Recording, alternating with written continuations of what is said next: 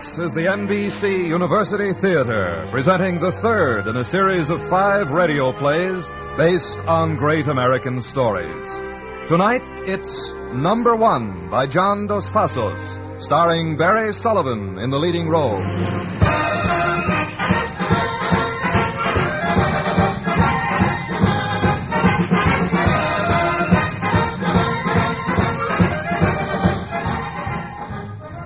Representative Homer T. Crawford of Texarkana made news today as he threatened to call on his followers in the Every Man a Millionaire movement to march on Washington. While the leaders on Capitol Hill were bitter in their criticism of Representative Crawford, Toby Spotsworth, Crawford's private secretary, claims the Every Man a Millionaire movement is growing from day to day. Mr. Spotsworth says... Room service. Room service. Say, where's that ice I ordered? And the soda. Okay, make it snappy. Toby, man, what's the idea of telling me to meet you in a Washington hotel room, huh? And in this kind of weather. I'm supposed to be a friend of yours, boy. Well, it's the best I can do, Ed. I gotta stay close by Crawford's headquarters. With me, home is where the Gideon Bible is. Yeah, well, what all do you do for this champion of the people anyway? Oh, you know, the usual things. I handle the mail, press conferences, public relations, arrange meetings, stage the campaign. What a rat race you're in, man. Say, look, Toby, if you're going to knock yourself out, why don't you do something for yourself? Huh? At least you could get a job here in Washington, a mighty good appointment, too. You know, Toby, I talk to people. They think you got a lot on the ball. Come in. Room service, sir. Oh, good. Put that stuff down over there, eh? Here we are, boy. Thank you, sir. Anything else? No, thanks. Well, this is more like it, eh? Say, Toby, how'd you get hooked up with this Harmony Belt Messiah, huh? Oh, Ed, I just drifted into it. A lucky break, I guess. You know, I was in the lumber business in Texarkana. Used to have trouble with gas and oil leases. That's how I met Number One. He was on the Utilities Commission. And when the crash put us out of business, Chuck gave me a job. Oh, Toby, boy, I've seen a lot of these spellbinders. This ham-hock Horatio who's going to save the country for the common man. He's got a crazy streak a yard wide. Okay. And maybe you've got to have a crazy streak to appeal to the American people. Ed, you know, you've been in the East too long. You're cynical. You don't know how the folks back home feel. Now, wait a while, boy. I come from Texarkana, you know. I am one of those folks. Yeah, sure. At heart, you are. That's why I want you and no one else to write this book for Number One, the story of his life. Oh, well, we'll see that it's worth your while, Ed. Sales or no sales, you won't lose any money on the deal. We just want the whole country to know Number One the way the folks back home do. Okay, Toby, I'll write the book if you say so. From poor boy to president. The American story. Oh, brother. Of course, it'll have to be under his name. Don't worry, man. I won't want my name on it. Hold it just a second, Ed. Oh, relax, Toby boy. You're jumping. That thing gets on my nerves. Hello, this is Spotsworth. What is it? Toby, this is Sue Ann. How are you, Toby? Oh, Sue Ann. Well, honey, I'm tired, dead tired. I'm talking with Ed James about the book. Oh, that's wonderful. But you've just got to help me out. Huh? Senator Johns is having supper with Chuck in our suite. You got to get us a news photographer right away. Oh, but Sue Ann, it's late. I don't know if I can possibly... Toby, this is Chuck's chance to get his picture taken with Senator Johns. Why, you know how much that would mean. Yeah, sure, but you can't just whistle for a news photographer. Well, we just got to do it for Chuck, Toby. And Senator Johns thinks he's just here for a little visit. He doesn't know anything about the picture, so you'll have to hurry. He may leave. Oh, all right, Sue Ann. I'll try. Somehow Oh, I knew you would, Toby. You all come on over now and you'll be sober, you hear me? And don't be smelling a liquor either. You know how the senator feels about it. All right, Sue Ann. Bye. Say, Ed, maybe you can help me, huh? I've got to get a news photographer at Chuck's suite. Senator Johns is over there. Gosh, Toby. You know, the boys are shy about those phony publicity plants. But, Ed, I've got to come through. I'll make it right with the guy. He won't be sorry he came. Okay, I'll see if I can get a friend of mine. That's my boy, Ed, thanks. Fix it up and we'll go over to the suite and see Chuck. I'll be with you in just a minute. Okay, I'll make my call. Operator, get me Acme News Service, will you?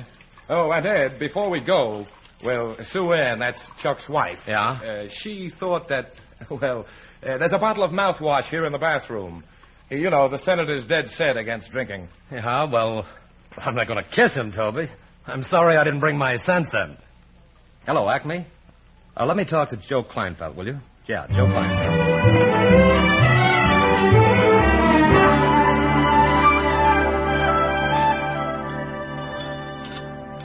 Well, now, the way I see it, Senator, it's like this. Of course, I'm just a little old hillbilly boy, and I ain't had but a smattering of schooling. But I can remember the good book my old mother taught me to read, and it says there that we should spread the good things of the land among all the people of the land. Well, now, I'm not going to go on record against the Bible, but there are more and less radical ways of achieving that end. Well, now, Senator, I just think in terms of the ordinary common man. That's the story of my life, sir. And, Mr. James, you can remember that. I understand you want to write up my life and biography. Well, sir, my life story is in the hands of the American people. The introduction was written by the folks back home. And if God gives me strength, the best chapters are still to come. I'm sure you'll go far, Mr. Crawford. Now, I think I'd better be going. Oh, don't rush off, Senator. Well, I'm sure if you'll just wait a few minutes. Why, sure. What's the hurry? Waiter, more coffee for everybody here. No, thanks. I really must. Oh, come in. This is the Crawford suite, right? I'm a photographer from Acme News. A photographer? Now, just a minute. Oh, I declare. I don't know how these newspaper men do it. They just seem to find you everywhere. Let's see. You're Senator Johns, right? Suppose you just sit there at the table with Mr. Crawford. Well, now, son, that's just plain little old Chuck Crawford. Of course, a backwoods boy like me would be mighty honored to have his picture took with a famous public servant. So what do you say, Senator? I would feel kind of mean to disappoint the boy. Well, all right. Let's get it over with. Say, Chuck, you ought to be doing something, to make the picture interesting. Oh, yeah, sure. That's right, Toby. Something natural-like. That's right. Oh, let me see now. Say, suppose I was to look at this big fancy hotel menu here like I was all bewildered. Making a face like I was mad because I can't find no hog jowl and turnip greens on it. Swell, go ahead. But there ain't a place in Washington you can get that good down-home cooking. Okay. Hold it. That's great, Chuck. Just one more now. What? Okay, thanks a lot. Well. See you later, Ed. Right, Joe. Thanks a lot, son. Well, now that I've served my purpose, I'll be going. Good night, everyone. Well, I sure am honored to talk with you, Senator. I've always been a great admirer of yours, Good sir. night, Senator. And thanks a lot. Well, he sure didn't lose no time getting out, did he? Well, maybe we shouldn't have done it, Chuck. He was awful mad. That old stuff sure will cool off quick enough when he sees his picture in the paper. Do you reckon they'll run the picture? Oh, they'll run it all right. And with all that hog jowl and turnip greens. Well, now, I reckon you think that's all horsing around and demagogue foolery, Mr. James. But there's a lot of poor folks down home don't eat the proper food. And when they hear that old Chuck eats turnip greens and such, they'll try it and start getting their proper vitamins. Well, I never thought of that, Chuck. Maybe there's something in it. You're darn tootin' there is. And now, Sue, honey, you better run along to bed now. Toby and me is going to show old Ed here to town while we talk about this here book. All right, Chuck. Don't you let Toby drink too much. And don't you boys do anything I wouldn't do. Well, now, the first thing you got to know, Ed, is that I begun to make my own way when I was 10. Mm-hmm. Why, I can remember when I was just a little shaver toting them bundles of newspapers that was too big for me down State Line Avenue down home, trying to help out my poor, weary mother with the wherewithal to buy a few groceries.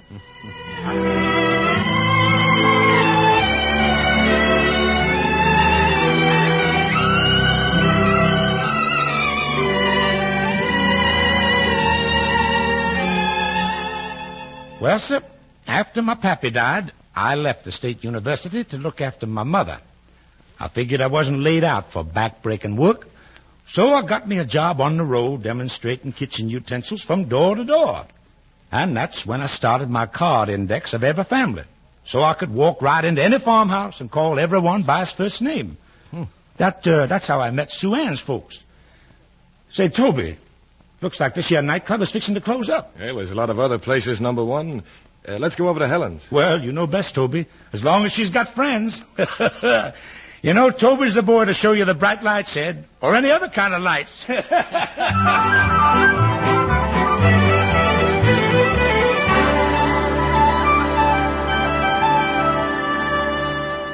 Well, sir, Sue Ann helped me study law in my spare time, and I set up an office. And then I run for county road commissioner, and Sue Ann and me drove around with the kids to see the folks I'd been friendly with. And them folks elected me, Ed, and ain't let me out of public service since. Yes, sir, they had me on the State Utilities Commission and elected me to Congress. Oh, I had lots of favors offered me, Ed. But you can ask anybody, son. My record's as clean as a hound's tooth. And, say, where's Toby gone off to? Gosh, I don't know, number one. I've just been listening here. Hey, honey. Honey, where's that fellow we come in here with? I guess he got drunk and went to sleep, Mr. Crawford. That's Toby for you. But I ain't sleepy yet, baby. Well, you want another drink, Mr. Crawford? There ain't no Mr. Crawford here, girlie. Just plain little old Chuck. And I reckon we're through talking, so let's forget the drink. Huh?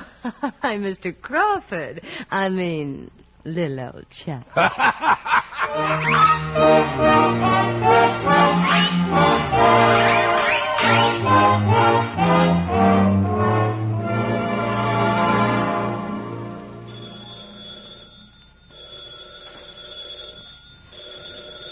Oh, no, don't do that. Stop it. Oh, well. Hello. Hello, what is it? Toby, this is Sue Ann. Sue Ann? Yeah, Sue Ann, what is it? Toby, it's late. Why aren't you at the office? We need you here. The office? Oh, I don't feel very well, Sue Ann. I'm sorry. Oh, Toby, we need you. Something's happened. Senator Stote died this morning. Yeah? What's the governor going to do? He's appointing Mrs. Stote to fill the term. Emma Stote in the Senate? What's the idea? Then Chuck's going to run for the office for United States Senator. For senator? All right, Sue Ann, I'll be there. Bye, Toby. Oh, my head. Oh, well, I guess I better have a little bracer before I go.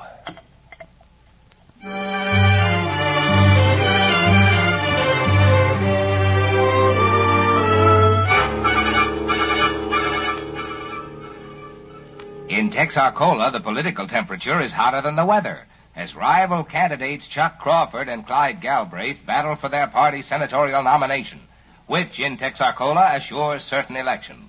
No one knows yet which candidate Governor Steve Basquette will endorse, but his endorsement may decide the election. Meanwhile, Crawford is stumping the state in circus style, rallying his every man.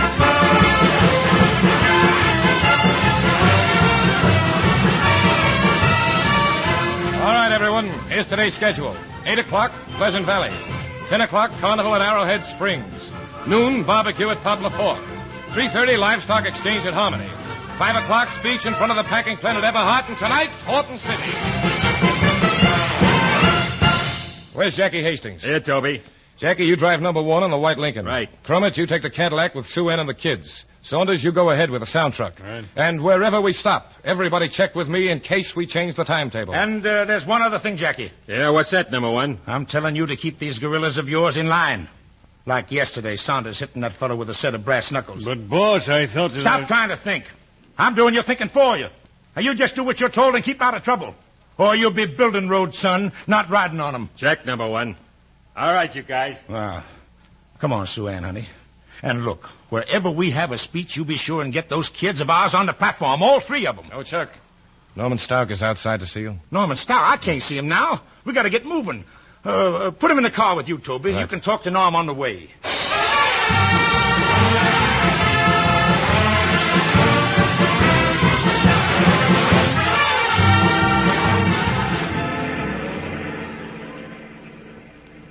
I've been watching your boy, Toby. He's a comer. Thought I'd check up firsthand today. I was sure glad to have you, Norm. This is the day we put the election in the bag. They're betting 2-1 on Galbraith in Horton City. Yeah? And how are you betting? Well, you know that note we were talking about? $5,000 for campaign expenses? You can put it in the bank today, Toby. Well, that's swell, Norm. Thanks. We can sure use the money. But before I make the big plunge, what about the governor? What's Steve Basquette going to do? And he's supposed to be at the meeting at Horton City tonight. That's what we hear from the Capitol. I'm a gambler, Toby. That's my business. I'll take that tip, and those odds will be even before the day's over.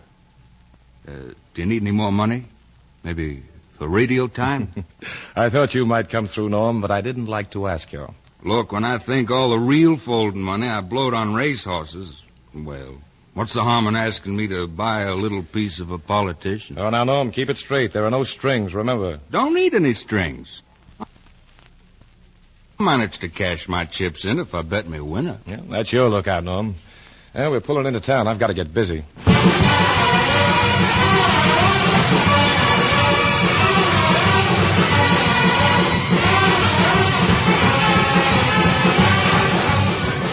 Okay, Toby. Did you check them index cards? Yeah. The big, heavy-set fellow is Frank Goudet, dairy farmer, strong party man. Local committee man is Waldensberger, a barber. Waldensberger. He would have a name like that. Yeah. A fellow named Fredericks, seersucker suit and big cigar, see him. Local leader of Every Man a Millionaire. Okay. Look, check on Sue Ann and the kids. Make sure the crowd can see him. Boy, what a jerk water town this is. These rubes can't even build a decent platform.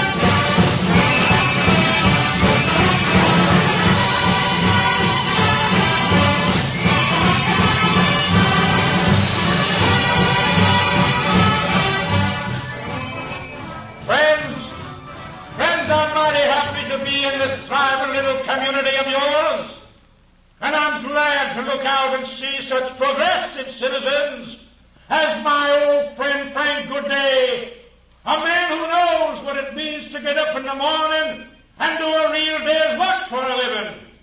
And there's Mr. Waldensberger, who's taken time off from his busy barber shop to do his duty as a good citizen.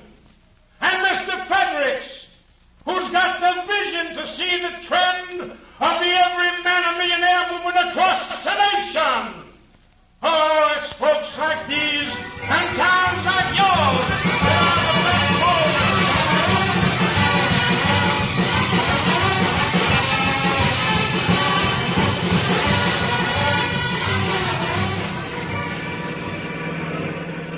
Let me have them index cards for the next town, Toby. And look, you check with Jackie Hastings. I don't want no heckling here. Okay, Chuck. You just tell him to have his boys circulate. Give him some money for some local punks if he needs them. But there don't need to be no trouble. Just some good hard looks and a little jostling. That'll keep their mouth shut. That's Jackie's department, but I'll check with him. All right. You check up on the loudspeaker. And tell Sue Ann to keep them brats still before I have to hush them. And you better check with the state capitol. Find out what the governor's fixing to do. Sure, Chuck, sure. You sure there's nothing else? Oh, now, don't get edgy, Toby. We all got to do our part, son. Oh, say, look at that crowd up ahead. Half of them crackers think they came to see the carnival. But when I get through with them, son, every last one of them will think he came to hear little old Chuck Crawford.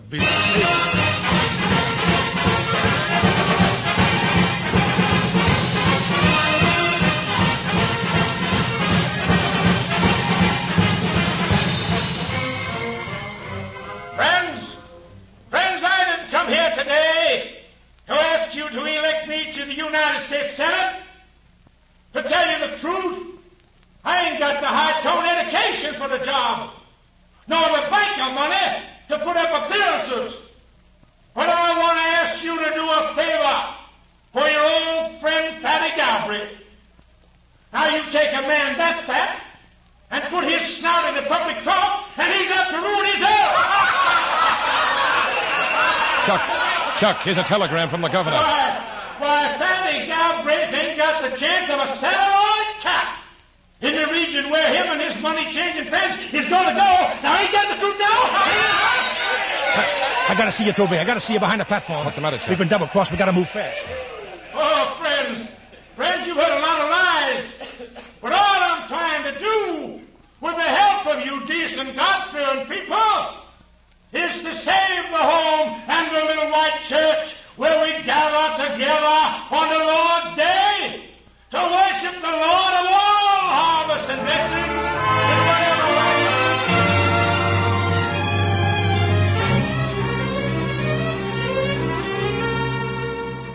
Oh, Toby, look, everything's shot to pieces, and it's all up to you. Chuck, what's the matter? Why, that telegram you brought. You should have looked at it. It says Governor Basket is too busy to come to the meeting at Horton City tonight. What's gone wrong, son? Well, after all, as the governor, he may have work to do. Work nothing. He's fixing to endorse Galbraith after all. Oh, the big, fat, dirty, double-crossing toad. And if I don't get Steve Basquet's endorsement, I might just as well pack up and go home right now. But Galbraith is rat poison to Steve Basket, Chuck. Rat poison can be sweetened up so anybody will eat it, son.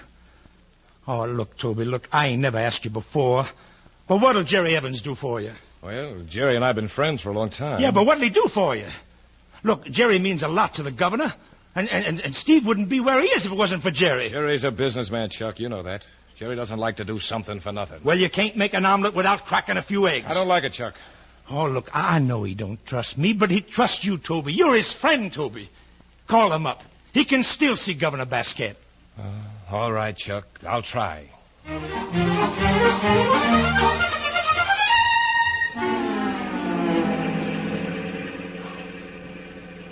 Well, Jerry, for a while I thought you were going to stand me up. We just wanted you to take a look at the meeting. You ought to see that man sewing up the votes. Now, I don't want to talk you into anything, Jerry. Just take a look for yourself, and then tell Steve Basket what you think. All right, I'll look. But does this jaybird of yours have to go around putting these fool notions in people's heads? Oh, he's all right, Jerry. A man's got to cut up a little to get to the voters. There's some things in this man's country you can buck, and some you got to ride out. We'll be there in a couple of minutes. Will they let us through to get to the ballpark, Toby? Norm, I just thought. Stop here a minute. Stop the car. Oh, sure, Toby. Well, what's the matter? Hey, what's wrong with you? I don't feel so good. Look, maybe we can just stay here, huh? We can hear the speech on the car radio, not get messed up in that crowd. Say, what is this, Toby? I thought you all loved the common people. Jerry, have a heart. It's just that, well, I don't think I can stand another crowd. I'm sorry, kid. You're really sick. I tell you what, we'll drive past the meeting after a bit, Jerry, and you can see the size of the crowd. I'll turn on the radio for the speech. I'm all right, Jerry. Just upset for a minute, a little worried, a little tired. I'm trying to destroy what our forefathers built up. And I say to you, friends, yes, and I say to those enemies, it's a lie. Oh, here, wait, let me take this coat off. Let me get this necktie loose.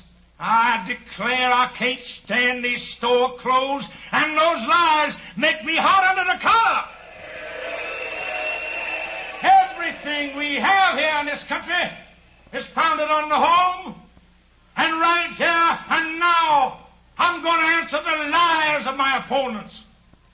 If any one of them folks ever seen or heard me do or say some you can feel it yourself, Jerry. You know he's going to be elected. Well, I wish they'd speak No one up. ever said I couldn't recognize a fact. Folks, what do you think I came over for today? That's fine, but what about the governor? Could he really be committed to Galbraith? Steve? No, he's just sitting on the fence, waiting to see which way to jump. Well, what do you say, Jerry? Are we going to see him? All right, turn that thing off. Let's drive back to the airport. We'll fly over and see Steve.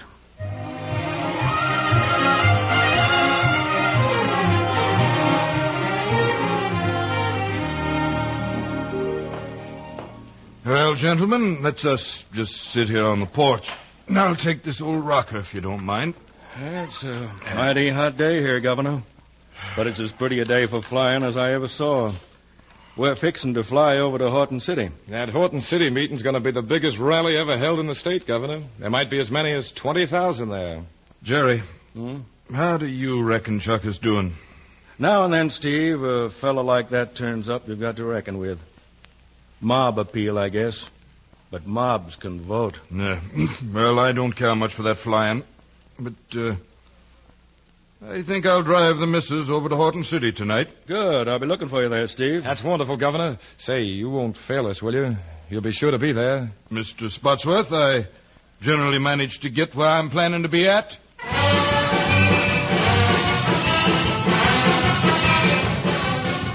Say, Jerry, let's just stand here in the doorway, huh? It's too hot in the hall the way I feel. What's the matter? Aren't you sure yet it's all sewed up tight? Oh, it's sewed up all right, Jerry. Jerry, you're watching a man become a senator tonight. You're seeing him take a step toward the White House. Yeah? Shall I call you Postmaster General Spotsworth? Or are you going to hold out for Secretary of State?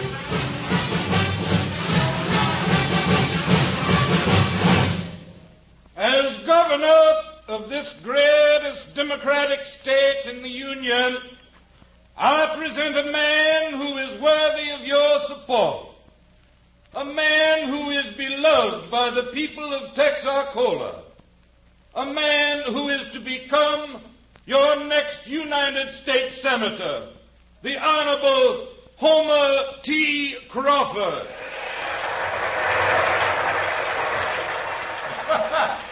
Well, thank you, Governor, thank you. But this here ain't really the Honorable Homer T. Crawford. No, sir, this is just you folks are sought out to honor by your own free will. And I just want to say that ever since I was a little shaver, toting them bundles of newspapers too heavy for me down State Line Avenue down home, trying to help out my poor weary mother with the wherewithal to buy a few groceries. Come on, Jerry, hurry up. It's all over with the shouting. Let's go to the hotel. Okay, we'll celebrate the triumph of the common man. Head it out, Jerry. At least wait till I get a drink. Well, don't get sore, Toby. Okay, but shut up. Shut up till I get a drink. His chance to make good in the good old American way.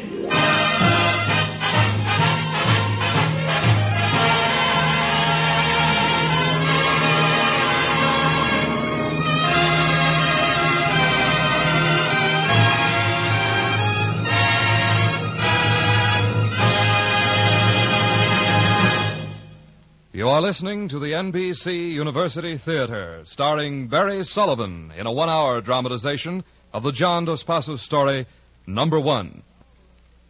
Now we will hear from Dr. Harvey Webster, visiting professor at the University of Louisville, author of the recent study of Thomas Hardy on A Darkling Plain, numerous publications on contemporary fiction and poetry, and now in charge of the radio-assisted correspondence course on contemporary literature, of which tonight's dramatization is a part. Speaking from Louisville, Dr. Harvey Webster.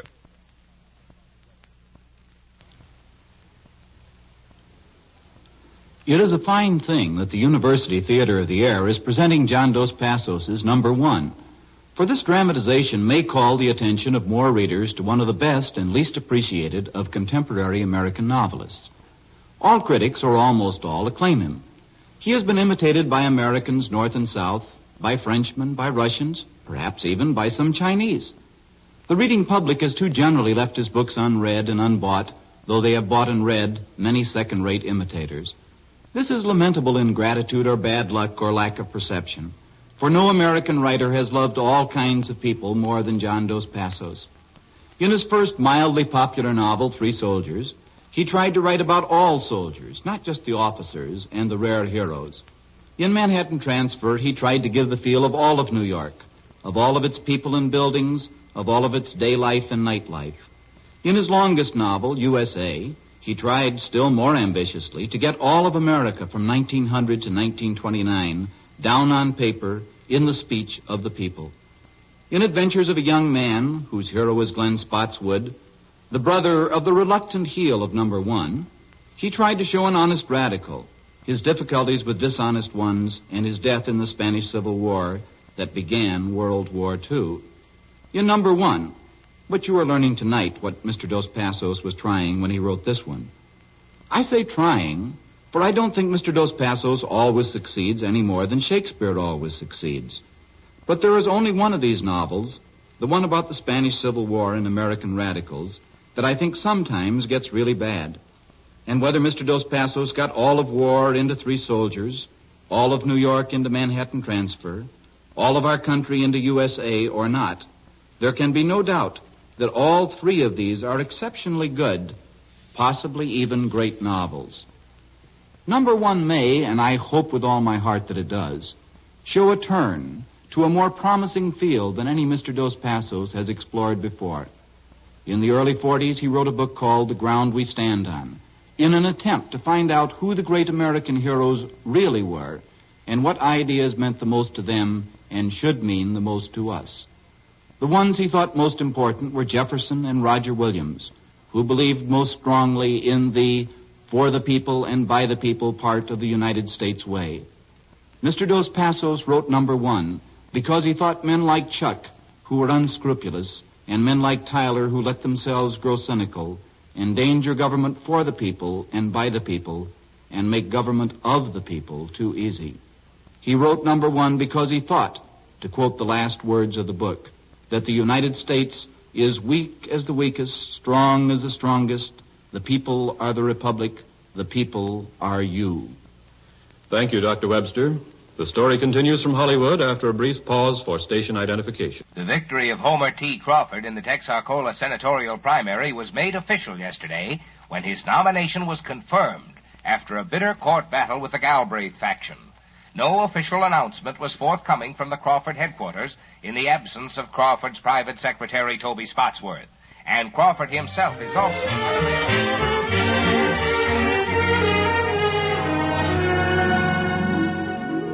Here, Toby. Here, drink some more coffee. Go ahead, try. Careful, Toby. You're spilling it. Here, let me hold it. I'm sorry. Thanks, Sue Ann. All right. Toby, where's Chuck? Chuck? I don't know. Oh, someone said something about celebrating at the Coronado Club. You know, Norm Stouck's Roadhouse. Oh, but he hasn't been home. Oh? Well, Norm has an apartment there upstairs over the nightclub. He might have stayed there. Toby, I want you to go out there. Get a hold of Chuck. I've got to see him. Yeah, sure. But what's wrong, Sue Ann? Anything with the election? No, it's certified all right, but it cost a lot more money than we reckoned. We got to make a big loan somewhere fast. Well, Chuck's probably working on some kind of a deal. There's some deals you can't afford to make, Toby. Oh, I get worried sometimes. Awful worried. So many things can go wrong. All right, I'll find him, Sue Ann. And please, don't you worry. I wish that I could... Well, things will come out all right. They'll be all right.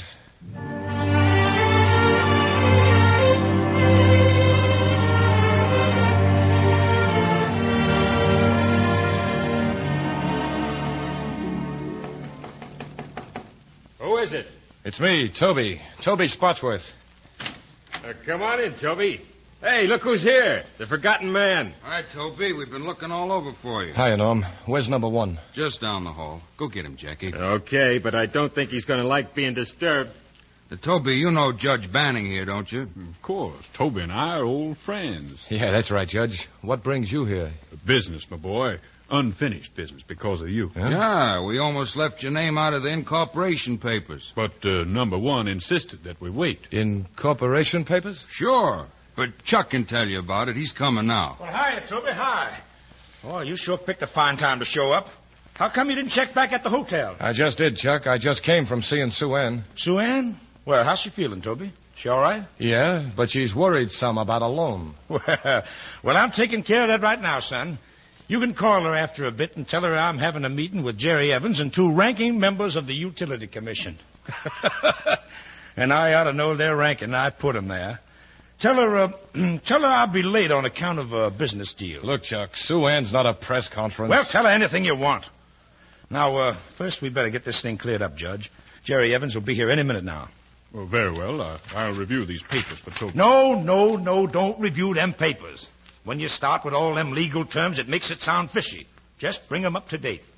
Well, it's like this, Toby. Yeah? The State Utilities Commission, of which I'm chairman, has decided to lease the oil rights of certain sections of the state parks to private companies. Yeah.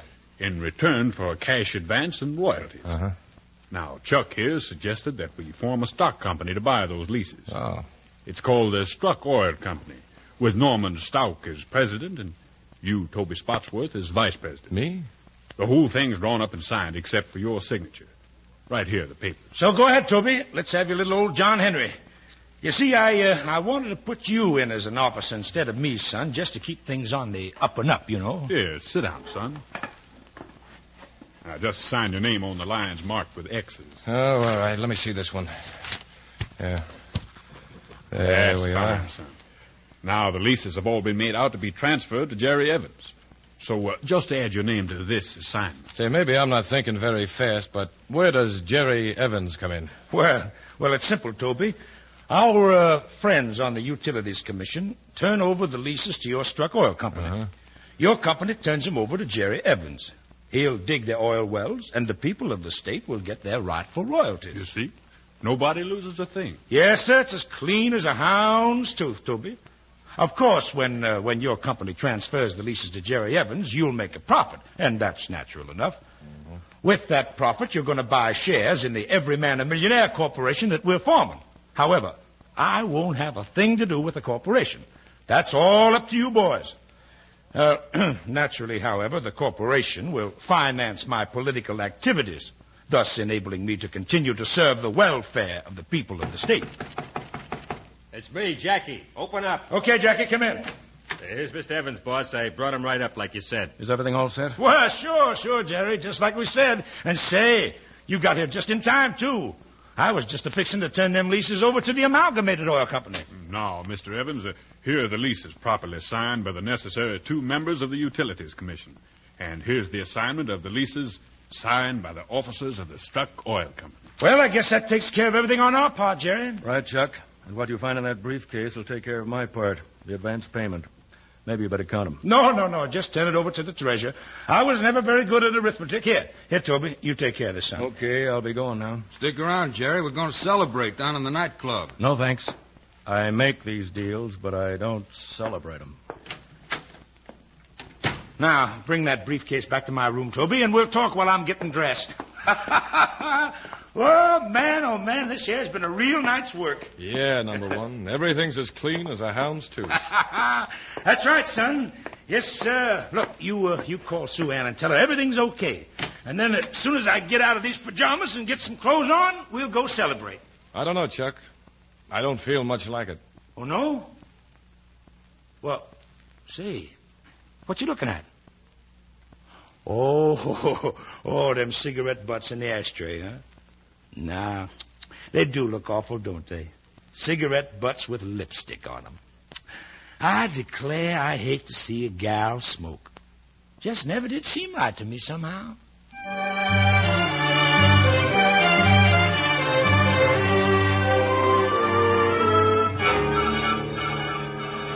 According to gossip, the Honorable Homer T. Crawford is nursing a black eye and wounded pride today as a result of a midnight scuffle at the Swank Coronado Club. The senator is unavailable for comment, and his secretary, Toby Spotsworth, laughs the whole matter off as a fabrication of Crawford's political...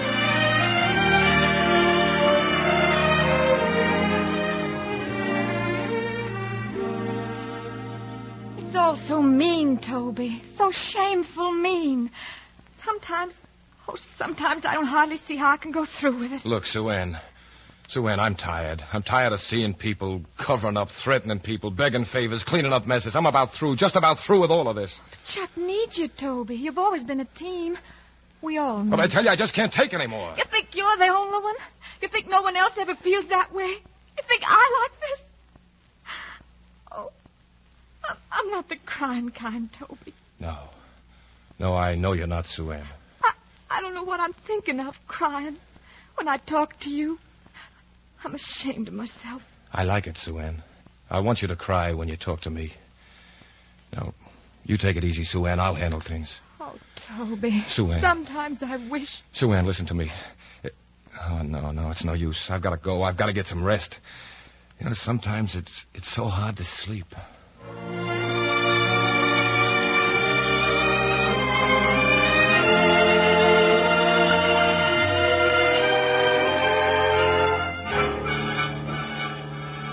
The most bitter battle here at the National Convention is between the rival Crawford and Galbraith factions of Texarkana.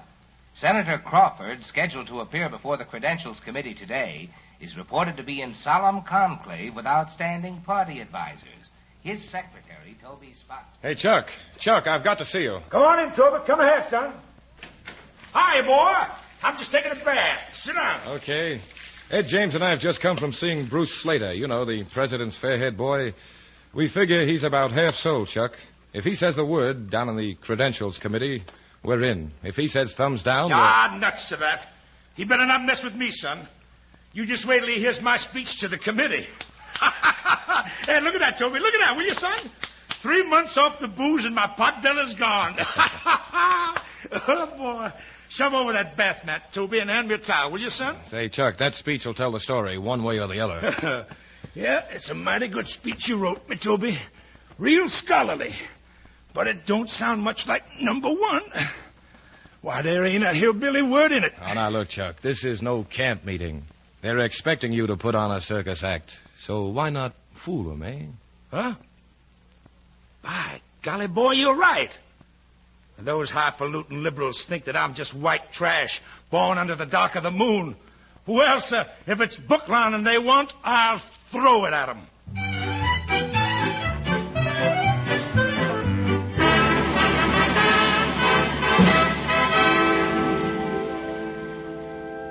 Friends and members of this committee, The question we have to decide today is which of these delegations really represent our party's voters of the state. And in our state, that means all the voters. In these times, no faction has the right to seek its own ends. Anyone who would seek an answer based on any concept except the welfare of his party and his nation is a traitor. He's to got that him, party Toby. Look at him. and that They were nation. expecting a clown. Yeah. I've got to go, Ed. I've got to get out of here. I've got to get some air. Don't you even want to hear your own speech, then? It's his speech now. Everything he touches becomes his. Okay, but... Well, I've got to stay. I got to report this thing, Toby. Okay, Ed. But I got to go before I pass out. Assembly will act upon them without fear or prejudice.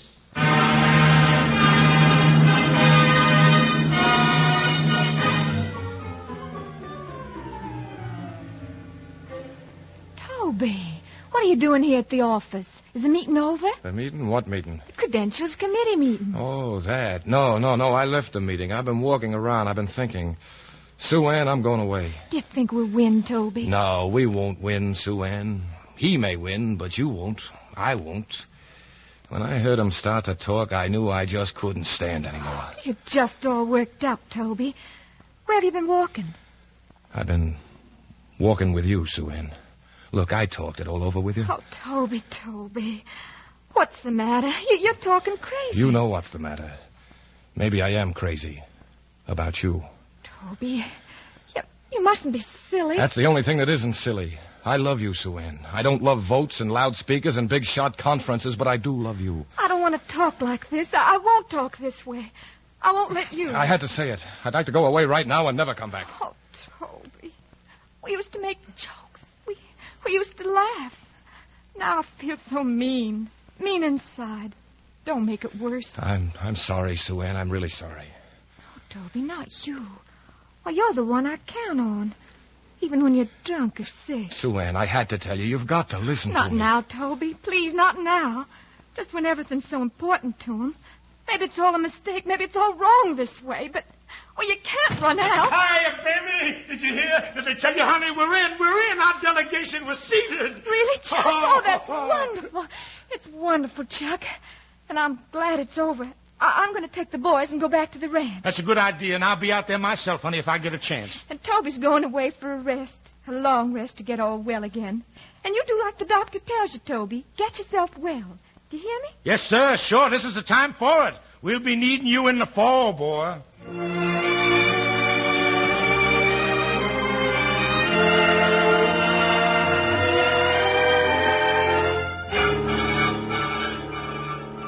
There were new developments today in Washington in connection with the Texarkana State Park oil scandals.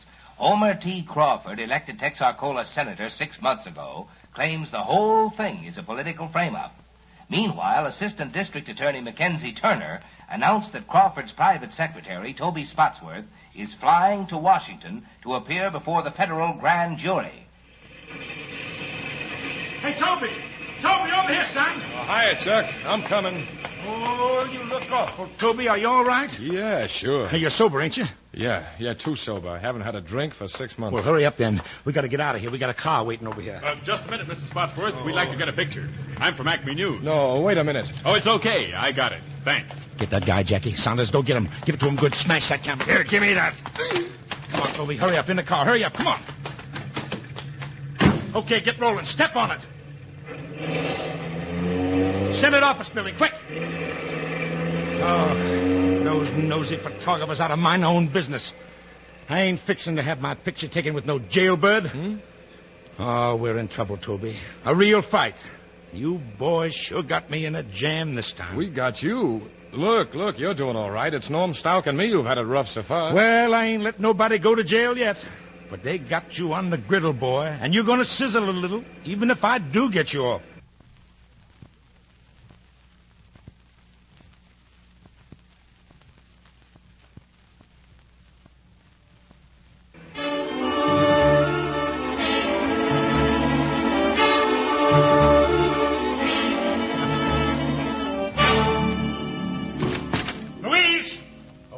There's that secretary. Louise!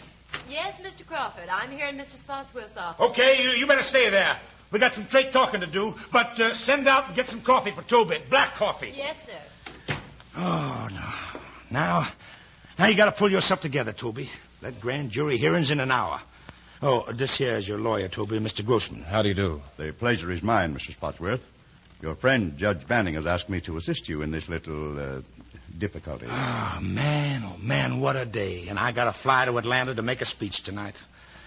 Oh, you're sure giving me a lot of trouble, boy. Now, this assistant district attorney seems to be very ambitious, but I'm sure we can find a solution. Oh, we'll all get tarred up some. There's no use kidding about that. We'll all get tarred up. But it don't need to do no harm. Oh, man. You sure look like a wreck, Toby, and I thought you were off the booze. I have been, Chuck, but this thing has got me down. Nah, Toby, you've always been a drinking man. It's a shame, but it ain't no use trying to cover it up. And everyone knows a soak's memory is weak. Why, I wouldn't be surprised if you can't remember a thing. Chuck, why can't I just tell the story I did at the investigation down home? The profits of the organization, my share of them, were put in my name through loose bookkeeping. This here ain't down home, Toby. Well, Norm Stout just told them that his money from the corporation was in payment of a loan, and it was the truth, too. They ain't through with Norm Stout yet. And he can't prove that loan unless he can find that canceled check. And Toby, he ain't going to be able to find it. But, Chuck, how do you plan Toby, you couldn't hardly put anything past a man like Norm Stout. What he did was to throw a lot of wild parties, get you drunk, have you sign papers you couldn't even read, papers by the yard. Why, I wouldn't be surprised but what the big business interests put him up to it. Norm Stout is on the level, Chuck. He's a friend of mine. Folks can say that a man in my position shouldn't associate with a hopeless streaker. But after all, there ain't no harm in being a little soft-hearted. No, sir, I ain't never let a old friend down yet. But look, Chuck, Oh, what's the use? Well, now, look, I got to get back to the hotel. I got to get ready to go to Atlanta for that speech tonight. Chuck, when are you leaving town? Oh, now, don't you worry, Toby. Don't you worry. I'll see you before I go. We're with you all the way on this, son. Good luck, boy. Good luck. Mr. Spotsworth, there's a long-distance call for you in your office. Oh, thanks. I'll take it in there. I'll be back in a minute, Mr. Grossman. Hello, this is Toby Spotsworth. Hello, Toby. This is Sue Ann. Sue Ann. Oh, Sue Ann, where are you? The ranch, Toby. Are you all right? Sue Ann, let me get another connection. I can hardly hear you. Not that, Toby. My voice is kind of weak. You see, I'm in bed. Kind of a breakdown, I guess. Doctor tells me I have to rest. But what's wrong, Sue Ann? Chuck didn't say anything to me. He doesn't know, Toby. I didn't want to worry him. Things upset him so when he has to make a big speech. And it's a big speech tonight, Toby. Means a lot to him. Yes, I know, but Sue Ann, you'll be all right, won't you? You rest. You do like the doctor says. You hear me? Oh, Toby. How's everything there? Are you going to be all right? Oh, I don't know, Sue Ann. I don't know how it's going to be here. Oh, but nothing can happen now, Toby. It mustn't. Not when Chuck's gone so far. He says it'll blow over. I'm sure it will, Toby. Yeah, I guess it will. Maybe it's all over now. Sue Ann. I guess I better stop now. Goodbye. Sue Ann. Sue Ann. There's no way to get it back.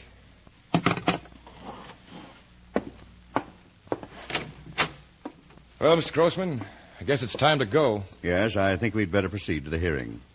Now, I cannot be with you before the grand jury, but you may demand my advice on legal matters. Uh-huh.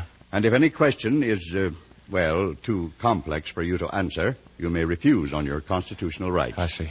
You're not required to answer anything that may incriminate or degrade you.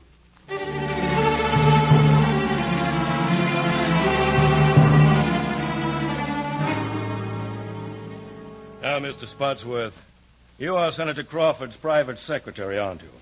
And so you are thoroughly aware of all his affairs. Well, no, sir. I wouldn't say that. Are you a member of the board of directors of the Every Man a Millionaire Corporation? No, sir. Have you ever been in the past? Well, I may have been a sort of dummy director at first. You see, it was all sort of informal. I'm afraid I'm not much of a businessman. The Treasury Department has been interested in your informality, hasn't it? Yes. You see, our bookkeeping wasn't of the best. Roughly What has been your complete personal income for the last 5 years? Oh, I'm afraid I'd have to refresh my memory. How did you keep your accounts when you handled sums of money for Homer T. Crawford? Money? Well, I handled plenty of campaign funds. There you account to the various committees. On January 31st, 1935, did you, as treasurer of the Everyman a Millionaire Corporation, cash a check for $18,506 drawn on the funds of the corporation? Well, I'd have to refresh my memory. When you took that sum from the bank, what did you do with it? I'd have to refresh my memory. Did you hand it to Mr. Crawford? Not that I remember. Answer yes or no. I'm afraid I'll have to stand on my constitutional rights. Did you take the money yourself? No, sir. If such a sum was drawn, it was used for other purposes. What other purpose? Well, political purposes. It would probably be accounted for among campaign funds. It's not accounted for under campaign funds.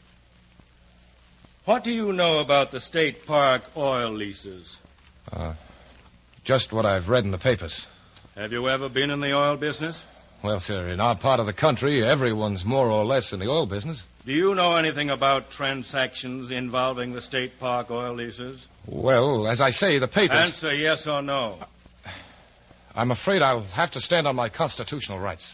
And you claim under oath to the grand jury that you are not an officer in the Everyman a Millionaire Corporation? I do. I am not an officer. That's all? Examination adjourned. Please be here at 2 o'clock with what records you can find. Yes, sir. Thank you.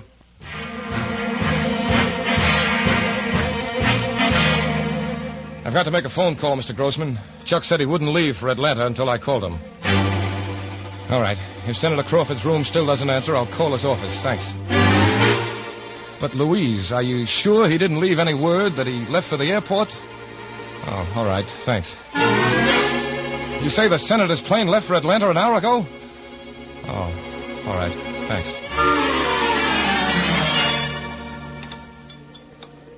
Mr. Spotsworth, don't you think we should get your records first and then have lunch? No, you go right ahead, Mr. Grossman. Did you come to any decision as to how things went this morning? Oh, yes, I've come to a great decision. Oh, waiter, bring us 4 martinis. We're in a hurry. But, Mr. Spotsworth, I'm not a drinking man. Okay, no offense. I'll drink yours, too. But if you'll pardon me, don't you think we ought to try to keep our heads clear for this afternoon? Look, I don't know much about law, but I do know how to get stinking drunk. And right now, I'm going to do something I'm good at.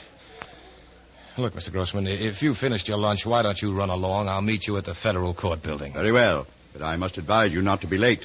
This is your grand jury. And it's on my record that I like a little drink. Oh, thank you, waiter. 4 more.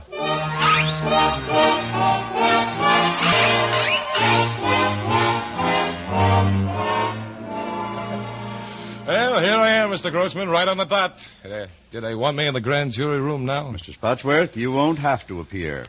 They voted a true bill. Oh, I won't have to appear? I'm afraid I have bad news for you. The grand jury has indicted you for perjury.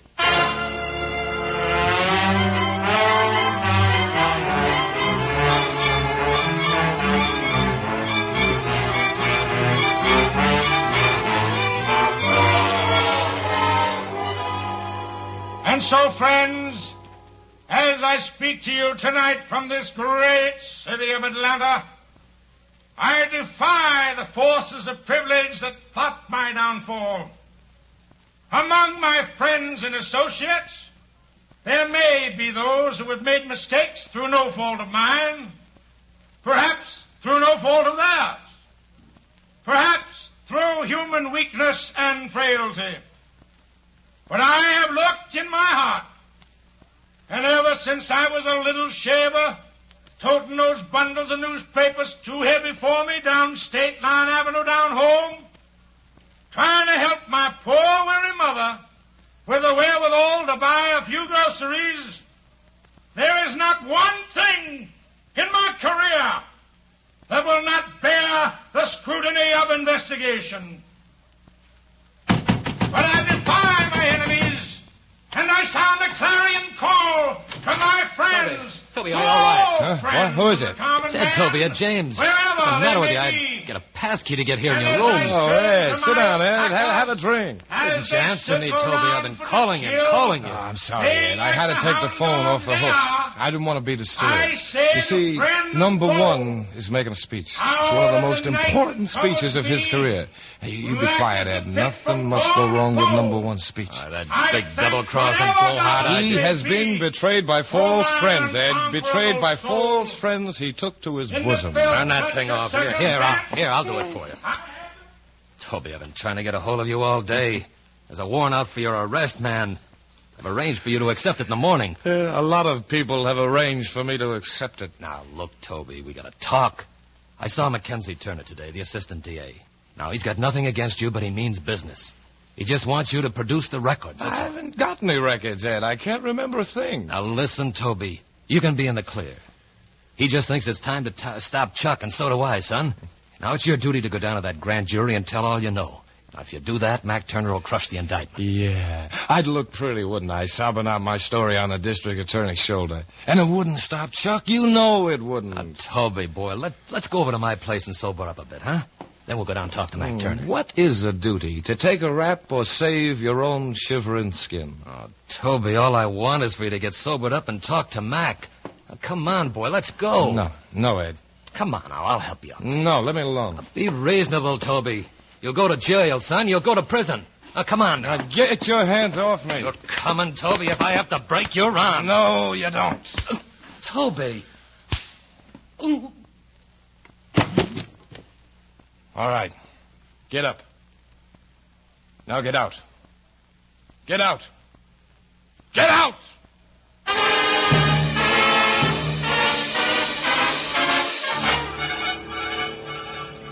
The investigation of Senator Homer T. Crawford's Every Man a Millionaire organization came to an end today with the conviction of Toby Spotsworth, the senator's former private secretary and a former officer of the Every Man a Millionaire Corporation. Testimony revealed that the senator was not connected with the corporation and that he was not advised of the activities of his underlings. In commenting on Spotsworth's sentence to imprisonment, the senator said he was shocked by the behavior of those he trusted, but that he would carry on with his work because of his sacred obligation to the common man.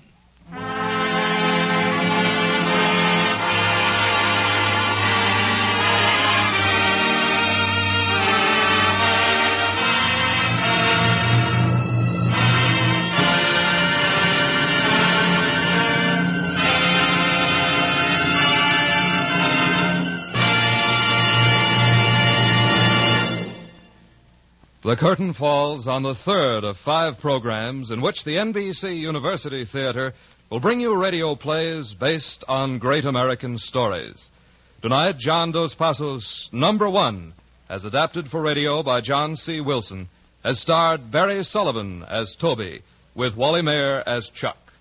Barry Sullivan can soon be seen in the Paramount production, The Great Gatsby. Tonight's cast included Marvin Miller, Trudeau Marson, William Lally, Doris Singleton, Bob Bruce, Ship Menken, Dan Riss, Tom Charlesworth, Frank Gerstle, Ralph Moody, and Charles Seal. Our thanks to Dr. Harvey Webster, author, now in charge of the radio-assisted correspondence course on contemporary literature, for his comments on our novel.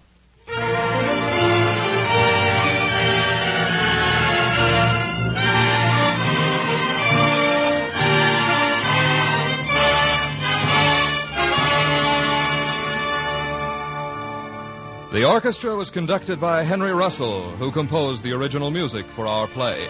The production was directed by Andrew C. Love. We invite you to listen next week to the NBC University Theater when we present a play based on the story Noon Wine by Catherine Ann Porter, starring Beulah Bondi. Productions of the NBC University Theater are currently being used in conjunction with a course in American fiction under a college by radio plan at the University of Louisville.